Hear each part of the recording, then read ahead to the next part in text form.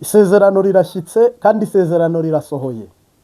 Uko gushwana n'uko gusubiranamo bifite icyo bisigura mu buryo bw'umwuka. Iyo mwasenganaga n'abantu mugatangira gushwana, iyo abantu bari bari kugendana mu nzira bahuje ikintu cyabemeranya ikintu, ukabona basubiranyemo, bamwe bagatangira kukiyitirira, abandi bagatangira kukibeshya, abandi bagatangira kucitiranya, abandi bagatangira kwikanga. Donc hari ukuntu ureba umuntu ukavuga uti uriya ni Marti, undi ati uriya siwe, uriya ni naka, undi ati uriya siwe. Ofete iyo umuntu agiye kubyara yumva ibisi, iyo umuntu agira abyara afatwa n'ibisi.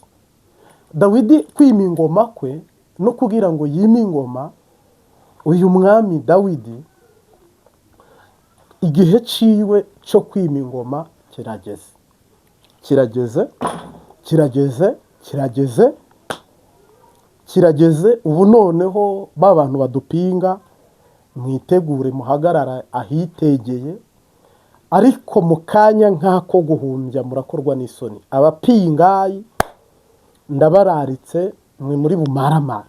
Hari n'abandi batadupinga ahubwo bavuga ngo iyaba byari bibayirije. Ukuvuga rero twebwe turi intumwa zitambutsa message. Njewe rero ndi intumwa yahawe kwimika no kwimura. Bigeze he? Biraturuka he? Birabanzirizwa n'iki? Birihe? N'ibi biganiro bibiri bya wa murundi wanyatatse nabyo biri muri bimwe byagombaga kuba. Kandi si ibi gusa, no mu gihugu harimo abantu benshi, mu Burundi murabazi, bari kwiyita Dawidi. Iyi sezerano rigiye gusohora, abiyimika baraza, abihanurira baraza, abo babeshya baraza. Donc isezerano iyo giye gusohora hahaguruka abana b'abahanuzi benshi, hahaguruka ikinyoma cishi kiri kubira nka fata ya Coca-Cola yenda bacugushije. Nukuvuga iyi sezerano rigiye gusohora hibonekeza, hagaragara icyo nakita gaspillage, drangement, dragatoire. Ibintu nyine bibi bikwezwe bizanwe n'abana b'abahanuzi. Bamwe bagomba no gufungwa, abandi bakanasara, abandi bakanagwa, abandi bakanabeshya, abandi bakaniyitirira umwami Dawidi, kugira ngo abantu bacanganyukirwe bavangirwe. Noneho nyuma y'ako kajagari n'akavuyo, mu ijwi rituje, mu mwanya mwiza, tubone umwami Dawidi yima ingoma. Umwami Dawidi ntabwo ari umuntu uri ku karubanda ngo nkutungire urutoki ngo nguriya ngo yitwa ngo ndi kuriyo, ngo nguriya ngo yitwa akatorwa. Ese bariya baracyatoranwa cyangwa baratoranyijwe? Perezida Evariste Ndayishimiye kuba perezida kwe nta gitangaza. Bunyoni abaye perezida nta gitangaza. Rwasa abaye perezida nta gitangaza. Ibyo nta n'uwabihanura. None ko n'ubundi asanzwe ari we. Imodoka perezida agiramo, Rwasa yigiramo.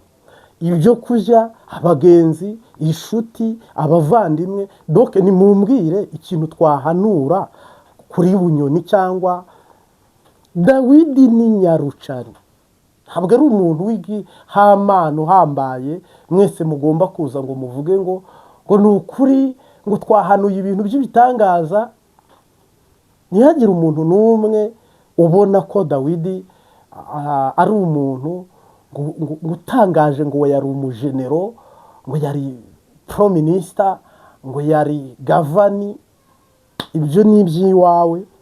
Ariko buno mu Burundi hari umwuka w'ibinyoma, no mu Rwanda urahari kandi waduze ugera ku gipimo utari maso, biragukwega, bigukukumukane, bikujyane mu cyiciro cy'abatizera, bigushyira ahantu utagomba kuragwa Kanani, bigushyira ahantu Imana utari kuyibona, Yesu utari kumubona, Mwuka Wera utari kumubona, kibi gifunga kandi ugikwegewe n'abahanuzi.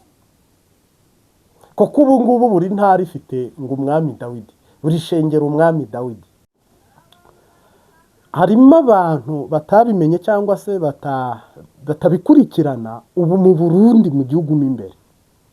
Wagize ngo hari abiyita Dawidi umwe, mutubwire muri komenti. Ni benshi, n'abaminisitiri batavuga, n'abajenerali batavuga, n'abasirikare batavuga. Umuntu wese aba yumva ngo yaba umwami Dawidi, kandi umwami Dawidi aratoranwa. Wowe ibyo wiyumvamo bitandukanye no gutoranwa. Hari ibintu tugira by'amarangamutima, confiance, cyangwa se ukagira ibigumbagumba, cyangwa se ukagira ikintu nyine cyo kumva muri wowe waba perezida. Ni ibisanzwe, ushobora kubona perezida ukora ibintu neza nawe ukavuga uti nanjye iyo mba perezida ibi mba mbikoze. Ibyo twese nyine turabigira, tukagira kwifuza. Mugabo ibyifuzo by'abantu mu bitandukanye n'ibikorwa by'Imana. Ibyifuzo by'abantu bitandukanye kure n'ibikorwa by'abantu. Imana iri mu nzira yayo yo kureba ejo hazaza h'igihugu, ikagitoranyiriza ukiga. Hano hari uwagaragaye ngo uzahiganwa na Neva mu matora. Ibi ni iby'abantu, ariko Imana mu mwuka, Yesu Kristo mu by'impemu, nta muperezida irashyiraho mu Burundi. Mu by'ukuri tureke guhendana, nta muperezida iraha igihugu ngo kigaba kiganze. Na Nivuriho ntabwo atwaye igihugu mu buryo Imana imuhaye umugisha wo kugitwara. Agitwaye muri systeme cyangwa muri hangaje cyangwa mu burongozi bugufiya, ku ijana ni nko ku 10 ari. Iryo 10 ni rituma abantu badapfa, ariko nta musaruro bifite. None mu busanzwe rero perezida, Imana imwimye ubwenge ukora iki? Kameme bikwimye byose. Iyo Imana ikwimye abaminisitiri, ikakwima abajenerali, ikakwima abenegihugu, ukaba koterenta n'ibyabo, icyo gihe iyo uvuze ntibumva, kandi nawe iyo bavuze ntiwumva, mugenda mubisikana. Buno rero kubera ko tumaze igihe tuvuga ubutumwa, iyi message Imana ngiye yambwiye ngo nzenguruke igihugu cyose cy'u Burundi umwaka w'2014 niho natangiye ugo rugendo rwo gusengera igihugu cy'u Burundi ku butaka nyirizina. 14 15 amaguma araba, sinahunze, kandi mu baronderwaga abanyarwanda bari bageramiwe, mwese murabizi. Imana irambwira ngo ntuhunge, aho narindi murabizi, abo twabanye murabizi, ahubwo jewe hano nagiye sabira indaro abarundi bahunze. Kuko nageraga mu Batutsi bati ni intera hamwe nkuru nziza yohereje muri twe. Nagera mu Bahutu bati ni umututsi Kagame yarungitse muri twe. Donc mba hagati nk'ururimi. Narafunzwe. Rero iyo umuntu azagakina ku isezerano, umuntu akaza kanjwa, umuntu akaza akavuga ibintu bisa naho we ngo mumenye mundebe, icyo gihe cyose nindunzi fungwa ninde wangemuriye. Nafungiwe u Rwanda, nafunzwe se nkorera u Rwanda. Muri ibyo byose ni mama se ni grand frère se ni petit frère. Nta nyungu nimwe nari mbifitemo, nazize igikorwa cy'Imana, bafatanye umusazi naraye sengera mu ijana. Hakagira umuntu uza ngo akinate ku isezerano ngo ahagarare hera ngo ndi umwami Dawidi, undi ahagarara ngo ndi umwami Dawidi. Nyine ibyanditswe bigomba gusohora. Mugabo harimo n'abantu bakuze mudakwiye kujya mu mikino. Mugabo iyi message ntambukije, mumenye ko inda n'imvuka. Iki ni ikimenyetso kigaragaza ko ubwami bw'Imana bwururutse. Iki ni ikimenyetso kigaragaza ko Yesu agiye kwima ingoma. Iyo abakozi b'Imana batangiye, cyangwa se abantu b'Imana, cyangwa se abana b'Imana batangiye kugahana, kujya basubiranamo, badahuza, bitapagura, binyuramo, bibeshya banibeshyera. Je kuva twatangira kuva twatangiriye iyi mesaje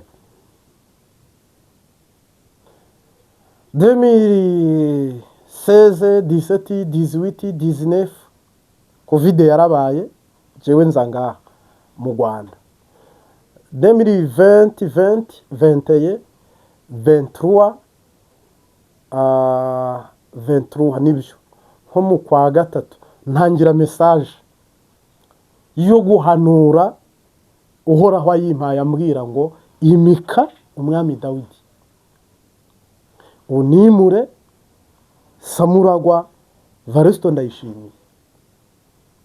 Ntabwo icyo ari igikorwa cyo mu mubiri, si n'igikorwa cy'umubiri, mugabo abantu babitwara mu mubiri.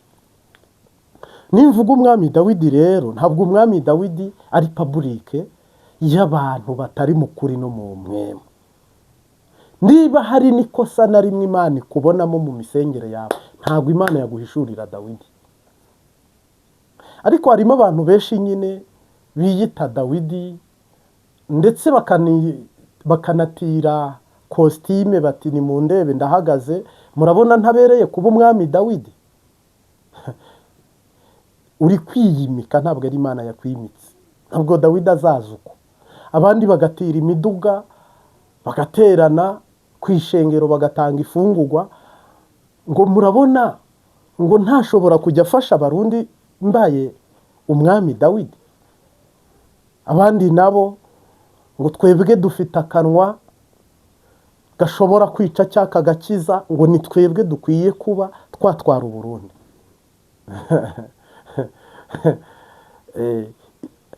Iyindi giye kuvuka hari ibintu bicangana na nyiru kuyibyara, hari aho adashobora gukotorora situation y'ibiri kuba.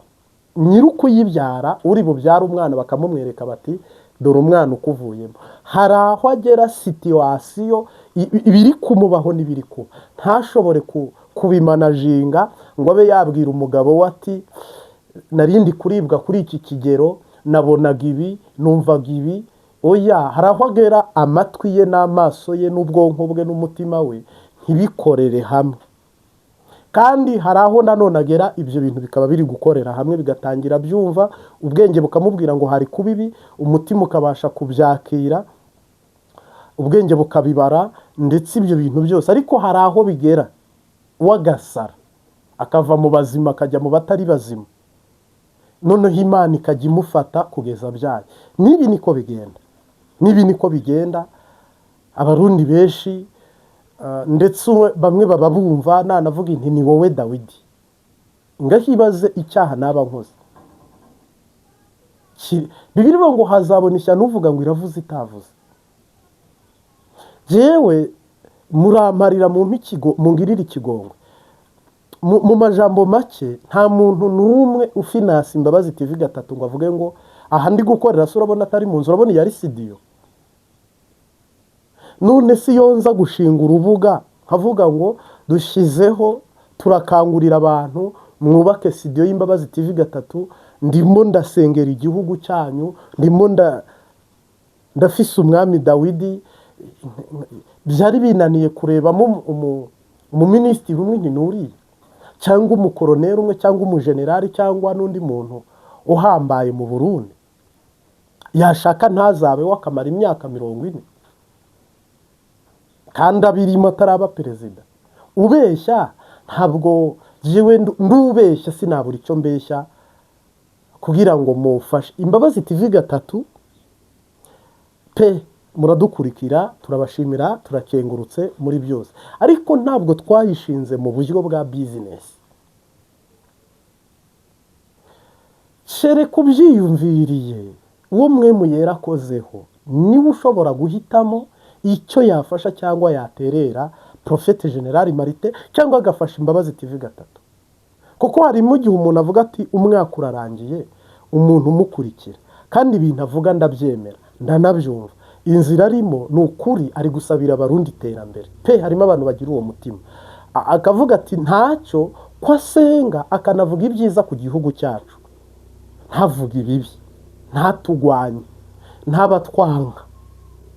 N'ukuri ururimi rwa Martin hamwe n'Imana ye, jewe ndamufana ndamukunze, Eh, akambarira ati Marite, jewe ndose fanta, nuza kurangiza guhanura uyinwe.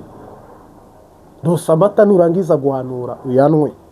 Hano hari inzira y'indege muri hangana. Zirakunda kurengana. Amajwi ariko nibisanzwe, ntabwo nibyo nakubwiye ko atari iyo twubatse studio tukavuga ngo turi gukorera ibintu mo imbere, shyiramo sound proof, ubwo nyine akaba ari amajwi yawe gusa.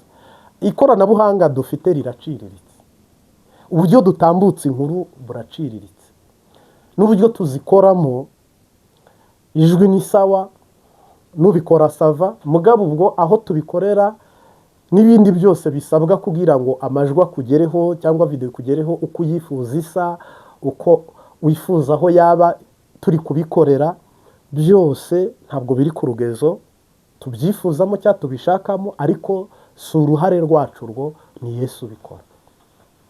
Harimo abantu bavuga bamwe ibyo byifuzo, nyine akambwira ngo Marite uzashake kamera nziza imeze uku ngo uyigure, ngo uzakore CD imeze uku bakampa amafoto.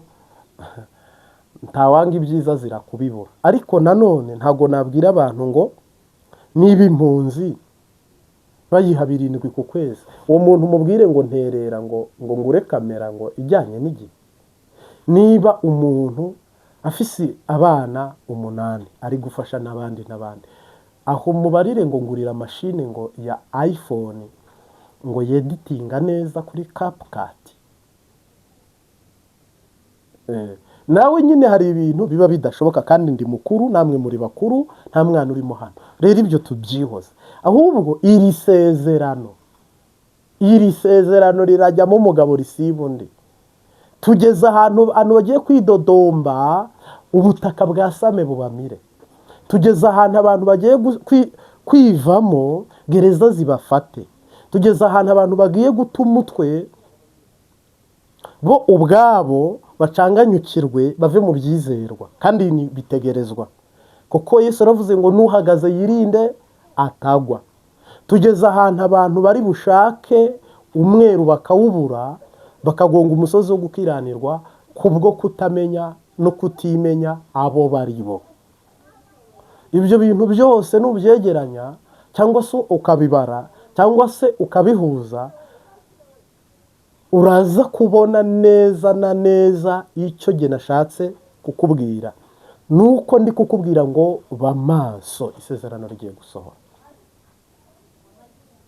Abantu bamaze kutuka Mose no kumwidodombera bati tuguye imbere y'inyanja, Mose yatatse rimwe aravuga ngo arataka gusa. Uhoraho aramubaza ngo niki gitumye untakira? Bahise bajabuka. Abantu mu butayu bakimara kwijujutira Musa, bahise babona amazi. Abantu bakimara kwidodomba, babuze inyama, babuze ibinibi, Imana yabahaye inyama. Mose asigara mu butayu, Abisiraheli bajabukanwa na Yosuwa. No kuvuga hano, nukomeye yasigara mu bugaragwa nshuti yanjye. Ntihagire umuntu gukanga ngo ndi bishop, koko jewe mvuga mu ijwi ryagutse. Turi umuryango mugari Imbabazi TV 3, tugeze mu 41,000 birenga. Abantu 41,000 message ikabageraho. Abo nabemeye kuba abanyamuryango, abariye abambasaderi aho uherereye hose, uri bukurikira ubutumwa bwiza ku Mbabazi TV 3, kandi ntabwo twabivamo bigiye gusohora.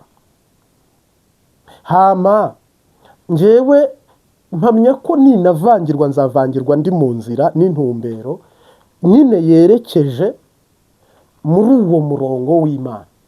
Nzihenda amasaha bibe ikigoroba ariko navuza y'igitondo, nzihenda umunsi ariko bibe muri iyo ndwi cyangwa muri uko kwezi cyangwa muri uwo mwaka. Nina nihenda ariko uwo Dawidi navuke, kuko uri kurima yigana se na nyina ashobora kurima akitema, ashobora no kurima akagutema. Ntabwo uwo muntu bamuhana, kuko ibyo yakoze bingana n'imyaka ye n'urwego rwe. Ariko jye sindi umwana w'umuhanuzi, ndabarimesha. Jewe nta ntureka indiho, igihugu kiratekanye ndimo, ntabwo mburara. Profete General Marite sinambaye ubusa simburara simbwirirwa, ariko nanone sindi n'ufite iby'umubiri ngo ufashe abankeneye bose. Oyaye, mfite iby'umwuka nibyo mbaha, uhoraho abampera iby'umubiri. Aho rero ni ukuvuga ngo ijambo ry'Imana iyo ritari mu muntu ntamenya muri we, nta mizi agakiza ke gafite. Iyo umuntu atayobowe n'umwuka, ibyo bintu nubwo ijambo ryaba rikurimo ariko udafise mwuka wera, bimeze nk'icyuma kitagira amavuta cyangwa kitarimo amavuta. Urumva nabwo cyakujya mu matwi iyo kiri kuvuga. Ibyo nabyo iyo uwo muntu adafite urukundo, iyo uwo muntu adafise kureba kuri, ntabwo Imana yagendana nawe, ntibana nawe. Doke umuntu w'Imana aripoze, n'Imana iripoze. Ntabwo Imana ijagaraye, ntabwo igurutse nk'amababa, ntabwo imeze nk'umuriro w'ibihunda bya bibabi by'isina. Ntabwo uhoraho, ntabwo ari mu kavuyo n'akajagari kacu twebwe tugira mu mutwe ugasanga umuntu yashyushye yajagara. Uhoraho ntaba muri ibyo, kuko Imana ireberera miliyari 8 zituye isi, ireberera abantu bose, ikareberera n'ibinyabuzima byose, ikareberera n'ibinyegera byose. Buri kimwe cyose gihanze amaso Uwiteka kandi akakibera igisubizo. Twebwe rero umurimo mwiza Kristo yatangije muri twe urabandanya ukuri kwamye kandi ukomeje neza mu kuri no mu mwema. Kandi twebwe ntabwo tuvuga ngo umuntu ngo yumva iminota 2. Oyaye, dufite abantu bumva ubutumwa butangiye kugeza babushoje, kuko ibyo bumva ni ibyabona igihugu cyabo. Ntabwo ari komedi turimo, ntabwo ari filime ndi gukina, ntabwo ari inkinamico turimo, ntabwo turi gufata ibintu, turi kuvuga data, tugahamya Kristo, tukemanga ibikorwa bya Mwemu Yera. Rero wowe uri mu gihugu n'uri hanze y'igihugu, ahubwo dufatane mu nda tubumwe. Jewe hano bisaba kuba umurundi, bikasaba kwisanisha nabo, bikasaba kubabarana nabo, bikasaba amarira ko yaba ari muri cyo, ko impunzi zirira nkumva nanjye amosozi. N'abafite ibibazo bahuriye nabyo muri uko kugeragezwa muri ubu butayu igihugu kimazemo iminsi, birasaba kubabarana nabo, birasaba no kuzanezeranwa nabo. Ariko aho si impazi, ariko iki gihe ni igihe cyo kubabarana n'abarundi, ni igihe cyo gusangira akabisi n'agahiye n'abo barundi. Noneho rero iby'isezerano tujyanwemo twese turi abakandida bo kurangiza umunsi tugashima, twabona bukeye tugashima. Ariko one day tumefika mbinguni, tumefika Kanani, tumefika Yerusalemu. Mungu akipenda nchi yote ya Urundi imefika Kanani. Abazajyayo ubona wabaharura, ubona wababara, ubona wabamenya. Mugabo abazajyayo Yesu arabazi n'imisatsi yabo.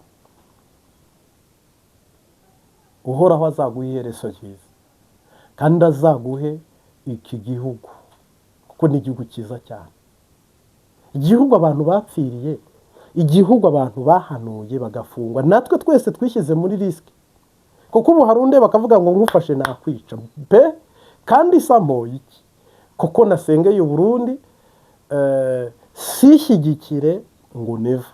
Kandi jewe si amahitamo yanjye, ni amahitamo ya Mwemu Yera. Ariko dufite abadukurikiye nyine batureba bakavuga ngo nakwica nkufashe, nakurasa nkubonye, nakurimbura nkubonye. Noneho ntabwo ashimishijwe n'uko Imana yo ifite umugambi wo gutabara igihugu cyose, ababajwe n'uko Imana igiye gutabara igihugu cyose, ariko ashimishijwe ngo nuko haguma miliyoni 13, tubare ko miliyoni 1 ibayeho neza cyangwa 2. We ashimishijwe n'uko izo miliyoni 2 zikwiye kubaho neza, izisigaye zose bakagwara inda, amavunja, imbaragasa n'ibindi bibi byose.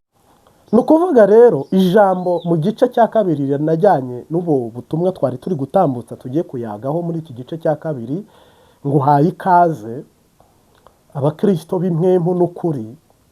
Hari ijambo Yesu yakoresheje ngo nimuze munyigireho genda umugwaneza. Aribwira abigishwa, aribwira isi yose. N'intumwa ijambo umwigisha ni ukwiga, ni umwarimu n'umuntu uri kwiga. Hari ibintu Yesu yitegereza akarira. Ni ukuvuga nuza kuraba neza ukihweza neza, ibintu byaracanganye. Twebwe dukwiye gupfukama tugasaba Yesu Kristo imbabazi.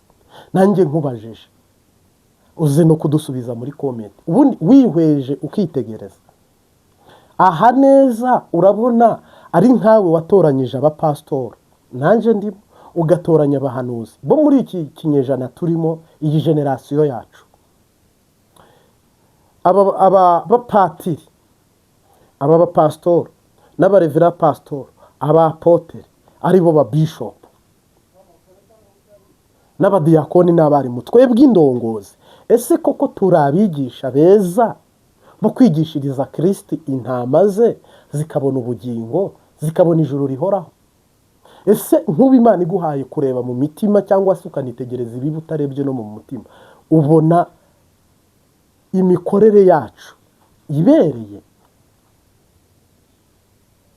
Ni ukuvuga rero twize biki, tunigishwa biki. Iby'Imana abantu barabifashe babitwara umengo sipo, ni ibisanzwe. Wikivuna, wikigora, iby'Imana mwaherewe ubuntu mutangira ubuntu. Ngo kandi iby'Imana ntibigurwa ntibinagurishwa. Sava, tubyemera uko. Ariko iby'Imana babikugaburira mu buryo buciriritse, bakabiguha mu buryo buciriritse, bigatanga umusaruro uciriritse. Nta muntu warara mu rubura ari gusenga aharaniye iby'Imana, ntibikunda. Nta muntu warondera iby'Imana ngo ate umugore ate umwana, ntibikunda. Nta muntu wajya mu by'Imana ngo ahagarike akazi, ntibikunda. Ni ukuvuga ntidushobora kwitangira kumenya iby'Imana tuyobowe n'umwuka. Ba Martin Luther atari jewe. Documentary zivuga ko yararaga mu rubura ari gusenga. Yaronderaga iki? Imana Yesu Kristo, umwana w'Imana nyene, yamaze amajoro 40 n'iminsi 40. Yaronderaga iki? Yashakaga iki? Yagombaga iki? Twe turaba VIP, twebwe turi abantu bateye imbere mu buryo ngo dukora ibintu, donc dukora ibintu dukeneye akayaga, ku buryo nyine ni ibintu dushobora iby'Imana tubibamo nka bwa buzima bw'abakobwa baba mu bikari, babaho basiga imibiri yabo bayiprotokora, mu buryo babaho umubiri bawurera nk'akayoya.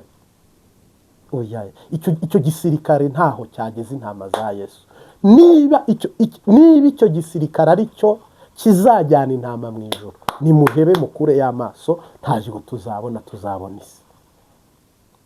Niba umushumba atarara mu mazi kubw'intama ashumbye, niba atakiyiriza ubusa iminsi 3 iminsi 5 kubw'ishengero ashumbye, atajya atanywa niba umushumba atahagarika kurongora umugore we, ahagarika ibyo kurya bye byiza kuko Imana yarabitanze. Inkoko nziza ku meza, twasohoka vewiti, hari abajana bagaragu bayitunganyije, dufite amabrabasi, dufite amaranjorova n'amavewiti, dufite amazu meza arimo pisine n'ibitanda byiza gasekebuye. Doke Yesu yaduhaye ubuzima, ariko ibyo tumukorera yatwirukana nk'ubirukana abadayimoni. Koko wararira. Nimwibaza abapasiteri 1000 bari mu gihugu kandi bararenga 1000, ushizemo abapatiri bose abona abarimu bashinzwe kwigisha iyobokamana. Ariko sahizi hagize ikitugerageza, twese twakihakana Yesu. ndabizi murantera amabuye abashumba n'abapasitoro n'abarimu mudukurikira, ariko turi gukora nabi. Ntabwo iyi mikorere ntaho yatugeza. Mu Rwanda tugira Indera, ikigo gishinzwe gufasha abantu bafise ibibazo bishingiye ku badayimoni. Mu Burundi bakagira kwa Rujanti. Kuva mu Rumonge ugera i Bujumbura uca ku basazi nka 5. Muri ville hari ibimuga, hari impumyi. Buri barabara unyuraho Yesu ahashyira ikintu kigaragaza ko umurimo we utari gukorwa. Haruguru yawe ku mubanyi nuko hari umuntu sida yishe, kanseri yishe. Mu by'ukuri eske muri twebwe haracyarimo imbaraga z'Imana zikora ibitangaza n'ibimenyetso n'utwumiza, cyangwa amaso barayanogoye dusigaye turirimba agakiza umwana yaraheze kera? Tekereza neza uburyo utwaye agakiza, tabuhetse ingobyi umwana yaraheze kera. Hari ukuntu inka bayibaga ibirondwe bigasigara ku gihu, ku gishato cyayo, inka yarariwe.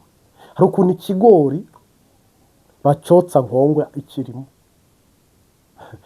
Twebwe Yesu yaduhaye byose ngo tumukorere mu kuri no mu mwuka, muze murebe umusaruro ibintu bifite. Ubundi siyase umuntu murihira materineri, primaire, secondaire, kaminuza, aho yendi yarangije kaminuza atangira kwigwanaho. Kandi ufite abana 5 akabarihira, ufite 3 akabarihira, n'ufite umwara murihira. Ibyo bintu tukabishyira mu bwenge bwacu tugapambana nabyo kugeza tubigezeho. Kubera iki by'Imana habura motivation, habura isomo, habura abantu batwigisha ngo batushyira ahantu tushobora kubyitangira. Kandi iyo siyase twiga ntimugire ngo no muri Amerika kuhakugeza biragoye. Mu isi ni Bujumbura hari abatarahagera barayize. Sorry nushaka uhagere, ariko Bibiliya ngo umwitozo w'umubiri ngo umara gahe gato n'uwakanya gato, ngo ariko umwitozo w'iby'impwemu very good ibihe byose. No kuvuga ishuri yarindi natangiriyeho Yesu aravuga ngo muze munyigireho, kandi Yesu arema abigisha ariko azana n'abigishwa. Ikibazo suko abigisha babuza abigishwa, ahubwo tujyayo saa 3 tuba tuhageze, abandi saa 12 baba hageze, abandi saa 1 bahageze. Kuwa Mungu twese turatonda, ku Isabato twese tugatonda, abandi bagatonda Vanderedi, ariko abo bo yenda n'abamizirima ntibituraba. Ariko samedi dimanche abakristo baratonda. Umusaruro dukuye yuko hari abantu bakubwira ngo tumaze imyaka 10 dukijijwe, ngo tumaze 20, tumaze 30, ngo nakijijwe muri 3 nakijijwe muri 2, ugasangara nje navutse akijijwe. Niba warakijijwe yava Yesu bimufashije iki, bimumariye iki? Nimwibaze ko we aduha byose, ariko twebwe vraiment nje nikebutse, nje nanirabye. Ntabwo dukwiye no kwinjira mu rusengero tukaboroga tukarira, kubera ko ibiri mu isi niba Yesu abireba koko kandi akaba yaradutumye koko, nukuri turamuhombeje ku buryo budasubirwa. Nukuri ari mu gihombo, ari mu ruhombo. Urebye ntabwo ibintu byahindutse, misa ntibigifite y'intumwa n'abahanuzi n'abigisha, byabaye ibipiratana. None mwebwe bazabamenyera ku mbuto bera, nta mbuto. Bazabamenyera ku bitangaza, ntabyo. Bazabimenyera ku bimenyetso, ntabyo.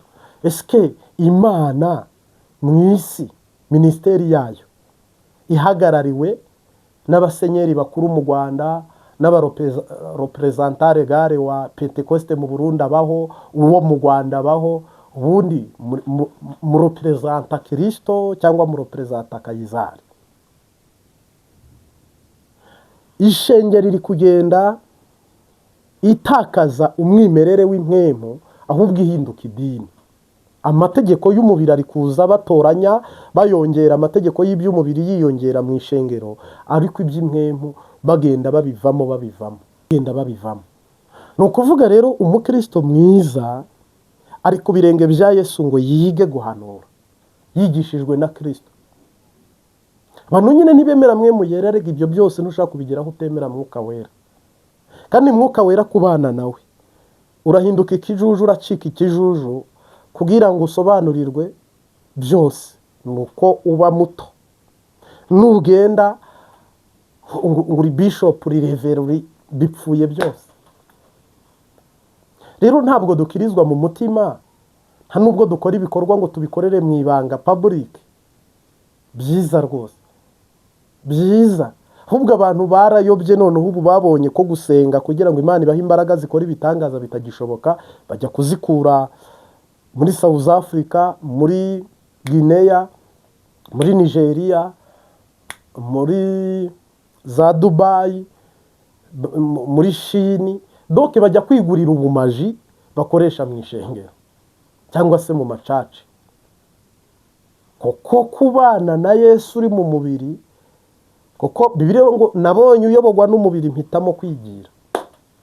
By'umubiri mu mubiri, byo mu mpemu mu by'umubiri asarura, umubiri w'iby'umwuka agasarura iby'umwuka.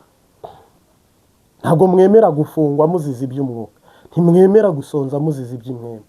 Donc mubaho mu buzima mwebwe mushaka, ntabwo mubaho ubuzima mwe mashaka. Reka none niba ruguru uteye imbere wese ari umukozi Imana ngo ava ruguru akaza mu gisagara, ngo Yesu aravuze ngo turindire mu gisagara, n'abantu bose ni mubimure n'intama muzizane mu gisagara, kuko mwese mushiriye mu mirwa. Abandi muri kwigira Etazini, Canada n'ahandi, ngo niho Imana iri. Subwo ni Imana cyangwa niho amadolari ari n'amayero n'amadinari n'ibindi. Ukijijwe neza nuwageze muri Amerika, ukijijwe neza bamutumaho yajya kuvuga ubutumwa ntagaruke. Kandi yagera mu Burayi, yagera ku mugabane wa Amerika, akabikora neza amezi abiri, nyuma y'amezi abiri akabona amadolari yashakaga n'impuzu yashakaga n'umuduga yashakaga, agahita aba umusirimu. Mbere yari umupeza, ari umuturage nka Marite hano, yahise aba umusirimu, iby'agakiza ashyira hasi, atangira kubabwira ngo doke, ngo gusenga si ukwikebagura, ngo vrema, ngo namwe murakabya cyane, ngo jiske, ngo urumva. Imana niyo uri guha ibisobanuro. Abantu basengera mu buriri vrema ari abahanuzi, abantu basengera muri kuvururi.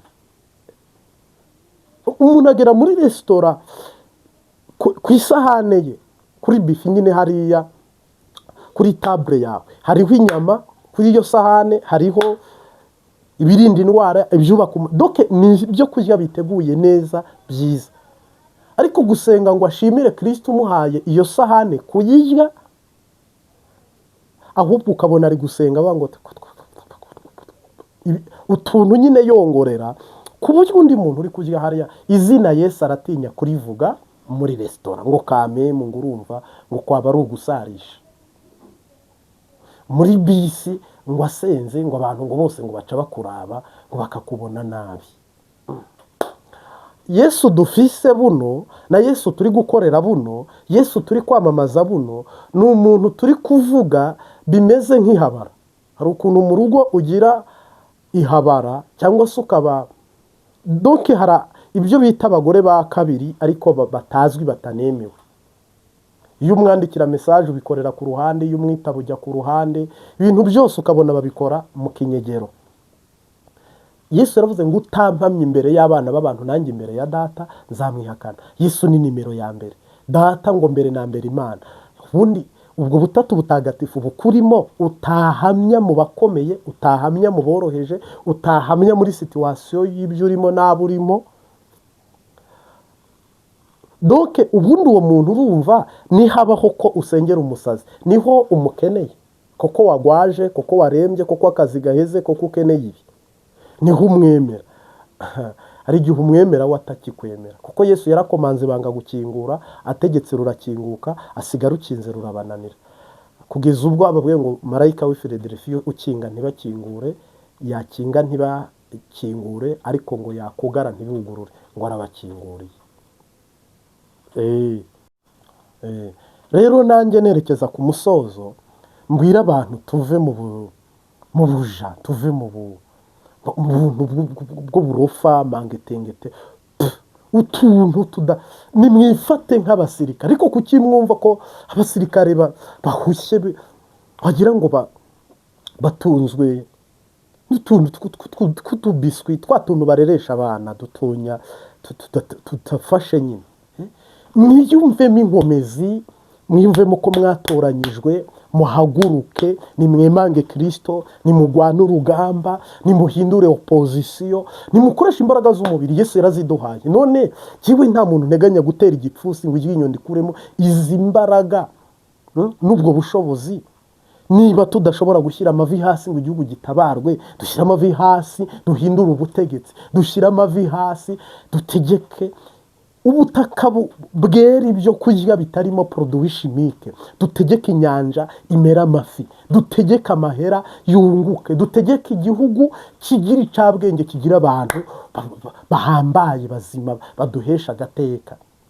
Ibintu tukabifata biraho ngo birareba neva, ngo birareba perezida wa Repubulika nyakubahwa Paul Kagame. Umuntu wese nyine ngo afite naka, tumeze nk'abana. Abana nibo bavuga ngo mama, bakagaruka ngo papa, bakagaruka ngo tonto, ngo muyomba, ngo wenke, ngo wanko. Koko nyine ni abana, natwe turi abana, dufite abandi bazabikora. Ufite abazakiza barya basaza utambuka urengana ko. Ufite abantu ubitse bazahumurira ya mpomyi, ufite abantu bitse bazirukana abadayimoni, ufite abantu bitse bazakora ibikorwa byiza, doko ufite abazagukorera mu ngata hari aho wababitse. Ibyo ni ukwihenda no kuyoba no kwishuka. Ni twebwe biraba. Imana yaravuze ngo icyatumye gusigaza ngo kwari kugira ngo ugire umumaro mu gihe gisa niki.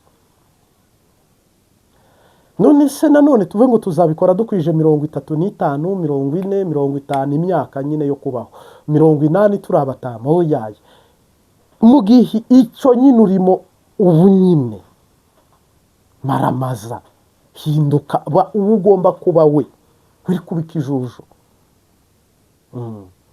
Weri kubika ijuju. Rero ndagushimiye we wabanye natwe, data guha umugisha guhezagire. Wakoze kwitanga, turagushimiye. Data aguhe kuragwa Kanani yo mu isi niyo mu ijuru. Ndagukunda, usengere nanjye ndagusengera. I love you. Thank you. Turagushimiye data watanguje iri teraniro kaburisubitse, n'ejo uzitamurure kandi uzigaragaze. Hama turagushimiye ko isezerano rigiye gusohora kandi rikaba risohoye, utuzigamiye mu buntu bwawe. Haleluya. None rero mwami, tubabararwa ribi isezerano rigiye kuduhesha umugisha mu by'umubiri no mu by'ijuru, kandi uduhe kuba abanyeshuri beza nawe ubumwigisha mwiza. Tugwize umwimbo w'iby'umwuka, tunagwize umwimbo w'iby'umubiri. Hama tugukorere nk'uko wadutoranije kubw'isezerano ryawe. Rero umuntu wese wifuza kuba mu mwanya mwiza wo kuvuga ubutumwa mu muhamagaro no mu mpano wamuhaye, nukuri umushyigikiza ukuboko kw'iburyo n'ubutwari n'ubushobozi bwawe. Nanjye ndi muri abo rero, icyo wampamagara, icyo wantoranyije, icyo wantumye, uhagararane na jewe, uturinde umubi n'uburiganya bw'umwanzi Satani. Udushyigikire, uturinde Tobiya na Sanibarati, uduhe gushika ku rugezo rw'aho wifuza dushyika, mu izina ry'Umunyanazareti. Amen.